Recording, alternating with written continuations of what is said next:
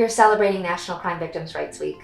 What a week to honor and acknowledge all of the work that has been done over the last 40 plus years, to work tirelessly on helping victims of crime. Today we have victims' rights. We have advocates that are able to empower victims to help them restore lives that are impacted by tragedy and violence.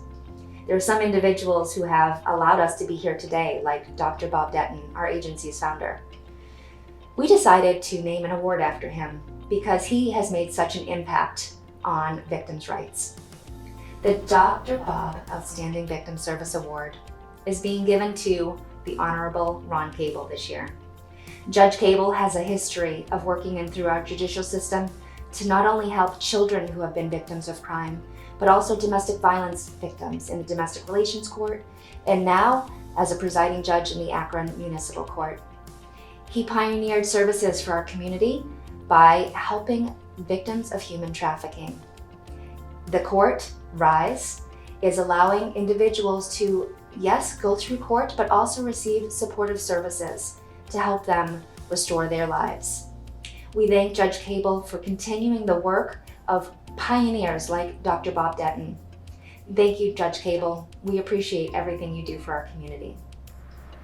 Judge Cable, on behalf of Victim Assistance Program and our entire community, we would like to present you with the Dr. Denton Outstanding Victim Service Award for the amazing work you've done for victims in our community throughout your career. Thank you, Leanne. It's such an honor. Thanks. I have worked with Judge Cable on and off for a few years now.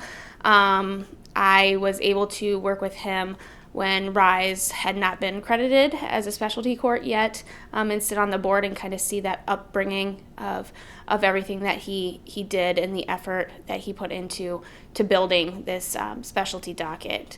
I've also seen how he interacts with the team and the girls, and he really has passion for what he's doing, and he is able to get on the level of the girls and be able to kind of help them through not only everyday experiences but the criminal justice system, and kind of guide them that way. I'm very proud to receive this award, and it's very humbling. Some of my friends who have done amazing things for victims and families have received this award, and I never really imagined that I'd be sitting here talking to you as a recipient. I was there when Judge Carol Dezo, who was a mentor of mine, received the award, and my good friend State Representative Amelia Sykes also received the award a few years ago.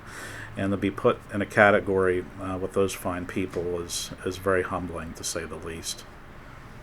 I was elected to the Akron Municipal Court in 2017 and then re-elected in 2019.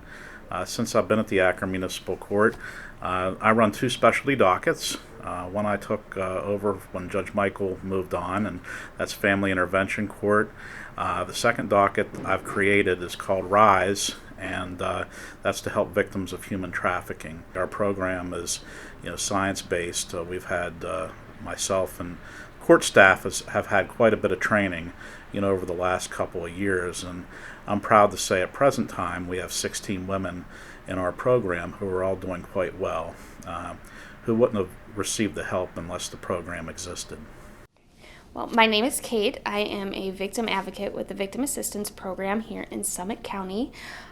With RISE Court, my role as an advocate is to be there and support the team and the participants of RISE Court, and kind of connect them with resources and services in the community that they may not be able to get connected to through counseling or the program in general. RISE also RISE helps women who are victims of human trafficking with safe housing, trauma therapy, vocational services, and also substance abuse counseling.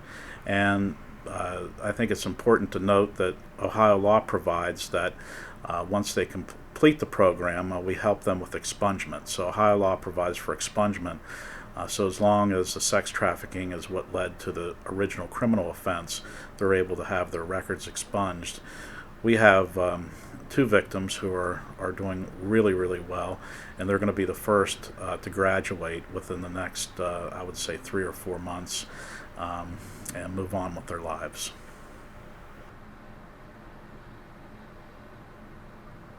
National Crime Victims' Rights Week is an important way to show our commitment to victims of crime and their families in our community.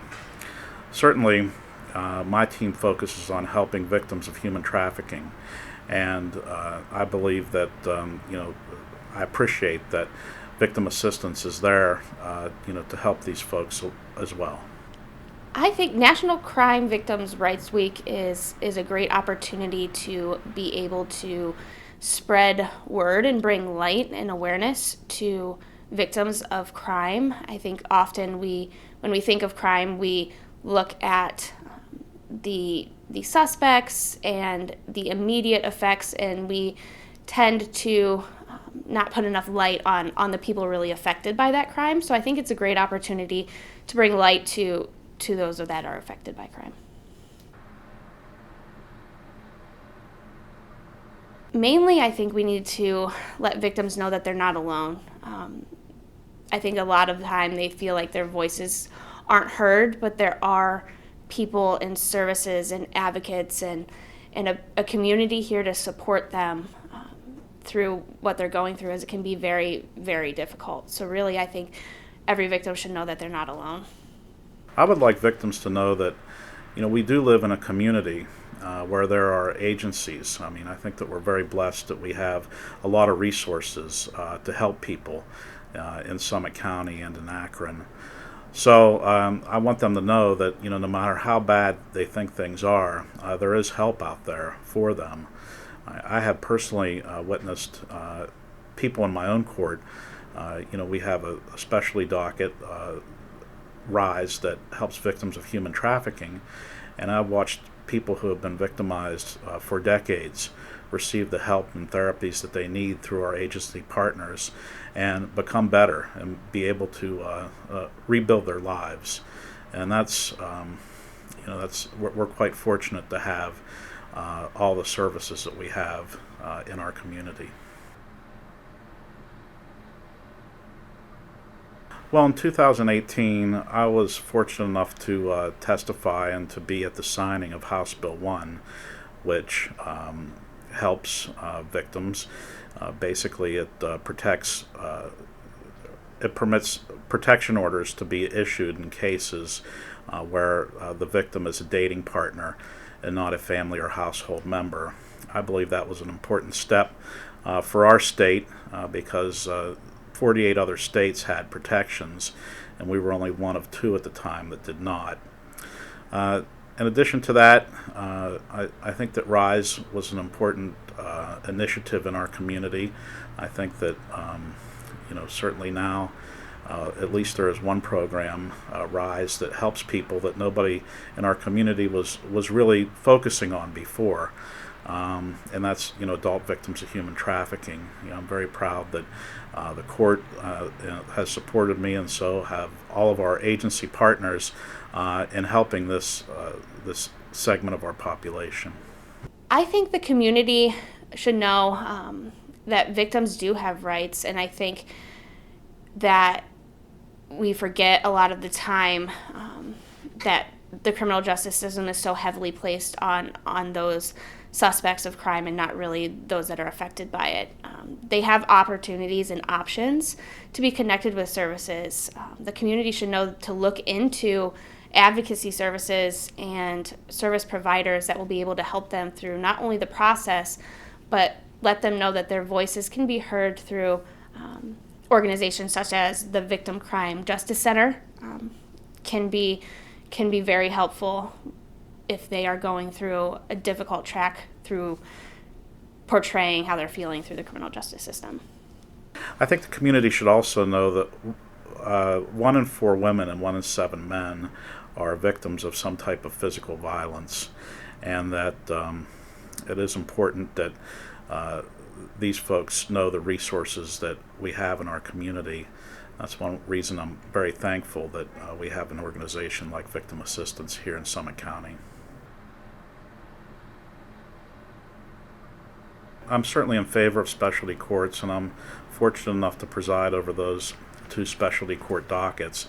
And I will say that, in a specialty court, we're there to try to solve problems, not make them worse. So the truth of the matter is that sometimes you have an offender, such as in family intervention court, that has maybe been through every program in the community, and there's not a whole lot more that we could do than to punish them and send them to jail. But most of the time, the folks in family intervention court have committed an act of violence within the home, and the family is going to have to move on in some way, shape, or form. Sometimes they reconcile, sometimes they have children, and they're not together, but they're still sharing custody of those children. So the role in family intervention court is to certainly change thinking and behavior in those offenders that have committed those acts of violence. And I will say that we are really successful at changing thinking and behavior so that there are not reoffenses. The vast majority of our folks that go through family intervention court never reoffend. We do have studies and information on that. Being somebody that's worked for specialty courts on not only the municipal level but the felony level, I think specialty courts like RISE especially have a huge impact on victims and their families because it connects them to services that they need, and it brings actually families back together when through the healing process of getting those services and counseling and everything that they need kind of brought into one spot. And it really helps the community in the long run to not only help from those victims reoffending, but to help kind of reconnect them and get that sense of community back. As far as RISE is concerned, RISE is really helping a part of our population that has really been forgotten. Certainly, no one likes to admit that they're a victim of human trafficking, and it takes a lot for somebody to come out and say, okay, I've been victimized. So what we have here most of the time are people who are arrested, and they've been victims of human trafficking. And the crimes that they're arrested for, certainly no crime is good, but most of the time it's things like drug abuse and theft, and they're committing acts where they could continue to maybe feed their drug addiction, or maybe they're stealing things on behalf of their trafficker to turn some kind of profit. Or sometimes they are arrested, for solicitation or prostitution. We do know that, all of our RISE participants have been victimized when they were children as well. So this wasn't a life that they chose for themselves. It's a life that, they've been manipulated to lead or somehow fell into. They are the most resilient group of people I've ever met in my life. They do, they work very hard. The ones that are active in our program at their therapies, substance abuse counseling, and some of them have really found a new life, and they've moved on. And really, the true hero are the victims that are in that program. Because after all that they've been through in their life, they're still able to move on and to rebuild, and they're just very strong human beings.